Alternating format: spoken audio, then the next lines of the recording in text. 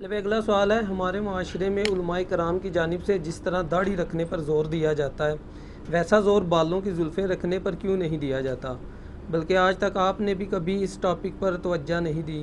کیا داڑھی کی طرح زلفیں رکھنا بھی سنت مبارکہ نہیں ہے؟ وہ سر لوگوں کو داڑھی تو رکھ لینے دیں. آپ پہلے ہی، ہم تو داڑھی بھی کہہ رہے ہیں چھوٹی سے ہی سٹارٹ کرتے ہیں. آپ اگر اتنی لمبی داڑھی کسی کو دکھائیں گے اور کہیں گے کہ یہ داڑھی رکھنی ہے اور اس کے بغیر داڑھی نہیں ہے، لوگ کہیں گے یار پھر اگر اتنی رکھ کے داڑھی ہے تو یہ تو پھر ابھی ہم اس قابل ہی نہیں ہوئے ہیں، اور پوری زندگی وہ قابل نہیں ہوتے. میرا داڑھی پہ بھی کلپ ریکارڈڈ ہے کہ اتنی داڑھی جس کو دیکھنے میں داڑھی بولا جائے اور وہ اینٹی شیو ہو، یعنی شیو جس طرح آپ نے رکھی ہے، انہوں نے رکھی ہوئی ہے کہ شیو نہیں کر رہے، تو یہ عورتوں سے مشابہت ختم ہوگی. عورت کی تو داڑھی نہیں ہوتی نا چھوٹی چھوٹی بھی، جس کو چہرے پہ جو داڑھی چھوٹی سی بھی ہے، شاید افریدی نے جس طرح رکھی ہوئی ہے، عامر لیاقت کی میں بات نہیں کرتا، وہ پھر اور والی بن جائے گی، تو شاید افریدی کی بات کروں. تو یہ داڑھی ہے، آپ یہ رکھ لیں تو انضمام نے بھی پہلے چھوٹی چھوٹی رکھی تھی، اب بڑی ہو گئی ہے. تو چھوٹی داڑھی بھی حرام کے زمرے سے آپ کو نکال دے گی. بڑی رکھیں گے مٹھی تو سنت ہے، مٹھی سے کم بھی رکھ لیں تو گناہگار نہیں ہوں گے، لیکن سنت کی افضلیت والا ثواب نہیں ملے گا. داڑھی کے بارے میں بخاری مسلم میں ہے، داڑھیاں بڑھاؤ، مونچھیں پس کرو، یہود و نصارہ کی مخالفت کرو. اس لیے داڑھی تو ہے فرض، آپ اسے واجب کہہ لیں یا سنت مؤکدہ کہہ دیں، وہ آپ کی ڈیفینیشن ہے. حکمیہ احادیث ہیں، اور قرآن میں تو واضح حکم ہے. سورہ النساء آیت نمبر 119، وَلَآمُرَنَّهُمْ فَلَيُغَيِّرُنَّ خَلْقَ اللَّهِ. شیطان نے کہا تھا کہ اے اللہ میں تیرے بندوں کو ابھاروں گا کہ تیری بنائی ہوئی تخلیق کو بگاڑیں گے. یعنی اللہ نے ایک مرد کو داڑھی دی ہے، اب وہ تخلیق بگاڑ کے اپنا عورتوں والا چہرہ بنا لیتا ہے. ٹھیک ہے، اب کوئی یہ نہ ہو کہ کوئی مرد مونچھیں رکھ لے کہ جی دیکھیں جی عورتوں والا چہرہ تو نہیں ہے نا، تو ادھر سے تو نہیں ہے عورتوں والا، ادھر سے عورتوں والا ہی ہے. تو داڑھی تو رکھنا ہے. داڑھی تو مسلمان کی لیے فرض ہے، جس طرح عورت کے لیے پردہ فرض ہے، مسلمان مرد کے لیے داڑھی فرض ہے.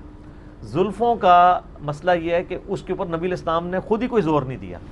کوئی روایت پہ حدیث نہیں جس میں نبی الاسلام نے فرمایا ہو کہ لمبی زلفیں رکھو. وہ حکمی حدیثیں نہیں ہیں نا. وہ نبی الاسلام کی سنت ضرور ہے، جس طرح کہ تہمت پہننا آپ کی سنت ہے. آپ نے پوری زندگی پجامہ نہیں پہنا، تہمت پہنی ہے. سنن ابن ماجہ میں ایک حدیث ہے کہ آپ نے پجامے کا سودا کیا ہے لیکن آپ نے پہنا نہیں تھا، اس سے پہلے آپ کی وفات ہوگی. ورنہ پجامہ زیادہ لباس ہے، یعنی حیا کے اعتبار سے احتیاط والا لباس ہے. پجامے سے مراد شلوار ہو یا کرتے کے نیچے آپ پینٹ پہن لیں یا ٹراؤزر پہن لیں کرتے کے نیچے، تو وہ زیادہ حیا والا لباس ہے. زلفوں کے اوپر نبی علیہ السلام نے کبھی زور دیا نہیں ہے، اور آپ علیہ السلام کے بالوں کا سٹائل بھی ہر دفعہ ڈیفرنٹ رہا ہے. بخاری مسلم کھول کے دیکھیں، نبی علیہ السلام شروع میں بالکل سیدھے بال پیچھے کر دیا کرتے تھے، چیر نہیں نکالتے تھے، یہ مانگ. بعد میں آپ علیہ السلام نے درمیان میں مانگ نکالنا شروع کر دی.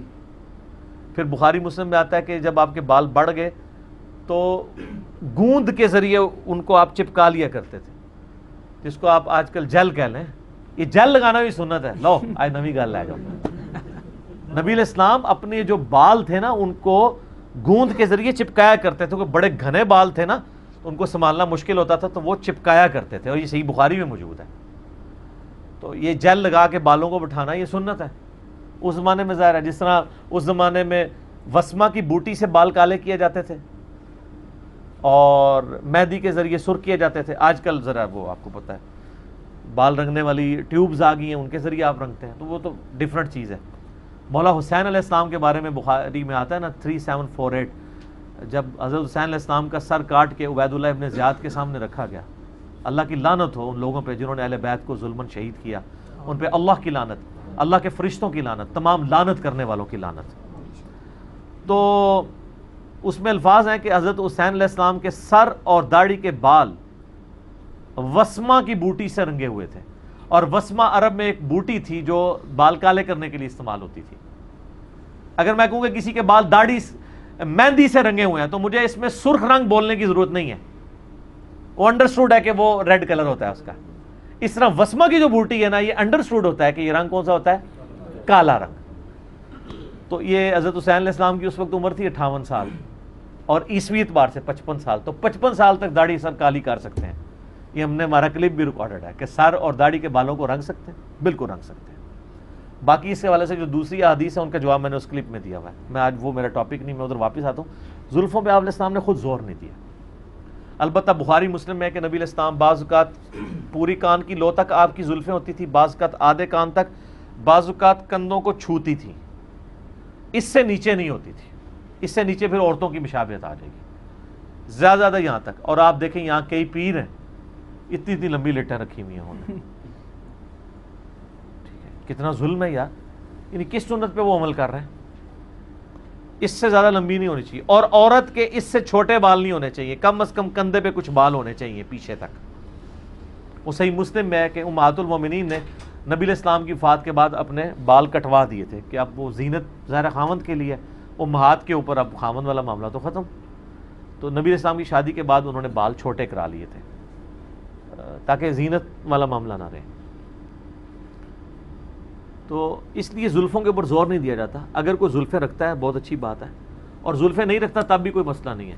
سنن ابی داؤد میں حدیث ہے، مولا علی کہتے ہیں جب سے میں نے نبی علیہ السلام سے سنا ہے کہ جس کے غسل میں کوئی بال خشک رہ گیا اسے عذاب دیا جائے گا، تو 3 دفعہ مولا علی نے کہا میں نے اپنے سر کے ساتھ دشمنی کر لی، میں نے اپنے سر کے ساتھ دشمنی کر لی، میں نے اپنے سر کے ساتھ دشمنی کر لی، میں نے سر کے بال ہی مڑوا دیے۔ تو مولا علی زلفیں نہیں رکھتے تھے، سر گنجا ہی رکھتے تھے اپنا۔ بعد میں تو خیر ویسے ہی گنجا ہو گیا خود پہن پہن کے، آپ پتہ نا حضرت علی اور حضرت عمر جو ہیں ان کی نیچرل گنج ہو چکی ہوئی تھی، اتنی لوہے کا خود پہن پہن کے، تو اس کی وجہ سے گنج ہو چکی ہوئی تھی، بال ویسے بھی وہ رکھتے بھی گنج ہی تھے۔ تو اگر زلفوں کا حکم ہوتا تو مولا علی ضرور رکھتے، تھوڑے بہت ہی رکھ لیتے، اور وہ کہہ رہے ہیں میں غسل میں احتیاط کی وجہ سے میں سر مونڈتا ہوں۔ اس سے ہمیں یہ پتہ چل گیا کہ بالوں میں وہ والی سختی والا حکم ہی نہیں ہے، یہ جس طرح یعنی دعوت اسلامی والے بہت سختی کرتے ہیں اس پہ، سبز پگڑی والے، ہمیں پتہ ہے، یعنی انہوں نے تقریباً زلفوں کو بھی داڑھی کا درجہ دے دیا۔ تبلیغی جماعت میں اتنی سختی نہیں ہے، اگرچہ تبلیغی جماعت میں بھی بعض لوگ رکھتے ہیں زلفیں بہرحال گانج سے افضل ہی ہیں، کیونکہ نبی الاسلام کا مبارک طریقہ ہے۔ نبی الاسلام نے بھی گانج کروائی ہے، سر کے بال موڑنے ہیں، لیکن حج اور عمرے کے موقع پہ۔ ویسے آپ علیہ السلام نے ہمیشہ پورے بال رکھے ہیں سر کے، تو اس کو پھر سنبھالنے کا بھی ایشو ہوتا ہے، ظاہر ہے بال رکھ کے چھوڑ نہیں دینے، آپ نے دھونا ہے، پھر بالوں میں تیل لگانا ہے، کنگھی کرنی ہے، ان کو مینٹین کر کے رکھنا ہے۔ یعنی میں اپنا بتا دوں کہ میرے لیے لمبے بال رکھنا مجھے ذرا تکلیف دہ ہوتا ہے، میں نے بھی کسی زمانے میں رکھی ہوئی تھی، یعنی اپنی ینگ ایج میں، ویسے ابھی بھی جوان ہوں، ایف ایس سی میں 94 میں، تو اس وقت مجھے پتا ہے کہ ابھی بھی میرے بال اتنے زیادہ گھنے ہیں کہ میں رکھوں تو میرے لیے پگڑی پہننا مشکل ہو جائے، تو اس لیے چونکہ اس میں سختی بھی کوئی نہیں ہے، اگرچہ اب کوئی ایشو نہیں ہے، اب تو ہم شاور میں نہاتے ہیں، اب کسی کے گھنے بال بھی ہوں تو غسل والا کوئی رولا نہیں، اس وقت تو پانی دور سے بھر کے لاتے تھے، لمیٹڈ پانی ہوتا تھا، اسی سے ہی نہانا پڑتا تھا، تو وہم ہی رہتا تھا لوگوں کو یار پتہ نہیں بال خشک نہ رہ جائیں۔ اب تو سر آپ شاور کے نیچے کھڑے ہوں، جتنے مرضی آپ کے بال ہوں، یار عورتیں نہ آ رہی ہیں شاور کے نیچے، تو عورتوں سے زیادہ بال نہیں ہے نا کسی مرد کے، تو ان کی بھی تو دھل ہی رہے ہیں نا۔ عورتوں کا میں مسئلہ بتا دوں، بخاری مسلم میں حدیث موجود ہے کہ عورت جو عام حالت میں غسل کرے گی نا، اس میں سر کی چٹیاں کھولنا اس کے لیے لازم نہیں ہے۔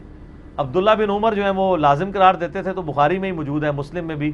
اما عائشہ نے کہا کہ عبداللہ بن عمر جو ہے وہ عورتوں کو سر منڈوانے کا حکم کیوں نہیں دے دیتا؟ اللہ کے نبی تو ہمیں حکم نہیں دیتے تھے کہ ہم اپنے غسل کے لیے جو ہے وہ سر کی چٹیاں کھولیں، البتہ حیض کے بعد جو غسل ہم کرتے تھے اس میں نبی علیہ السلام ہمیں حکم فرماتے تھے۔ تو عورت پاک ہوتی ہے نا حیض سے، اس غسل میں تو وہ سر کے بال کھول کے نہائے گی۔ عام جو غسل جنابت ہے اس کا، یا جمعے کا غسل ہے یا عید کا غسل ہے، اس میں اپنی چٹیاں جس طرح بند ہے بند ہی رہے، اسی پہ اوپر پانی بہا لے، جتنا چلا گیا وہ ٹھیک ہے، اس کا غسل اتر جائے گا، ٹھیک ہو گیا۔ پہلے کہ آپ کو مدنی پھول بھی دے دی۔